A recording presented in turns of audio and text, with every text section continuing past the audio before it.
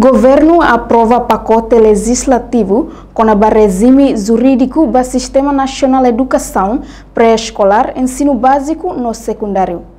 Ministro Presidencial Conselho Ministro Fidelis Leite Magalhães, a toba jornalista Cira e a salão conferência Conselho Ministro e a Palácio Governo dele, quarta-feira semana né.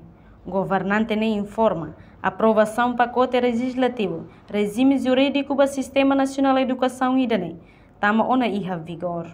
Fidelis afirma, ensino pré-escolar, mostama ona hanesan ensino formalida, nebela barek timoruan sira bele acesso.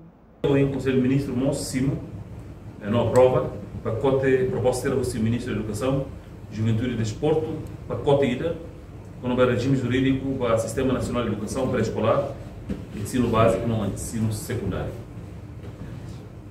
Então, aprova regime jurídico para o Sistema Nacional de Educação Pré-Escolar, ensino básico no ensino secundário.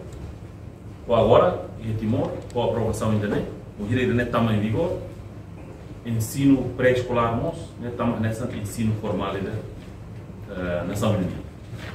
Então, na barca que será, a rotina rua, a toda a rotina lima, bela também ia acesso para ensino pré-escolar.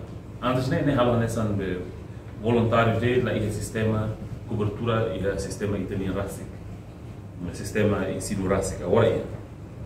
Não ainda dia tem notícia importante ainda há que está tem que atuar vai ter necessidade ser.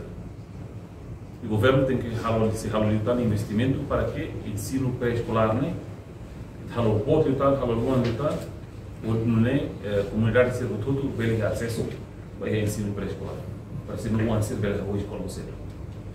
Entretanto, o governo se investe e ensino pré-escolar, haluang no habot, liutan, nune comunidade bele acesso roto.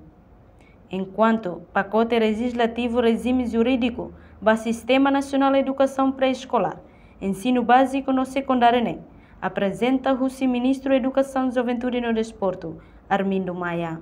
Reportagem Sabina Sansa, Televisão Timor Post. Janela informação by Emma Rotu. Atuheta informação atual diakliu kita haluha haneham botão subscribe, like, halo comentário no farretutang ba media social Rotu.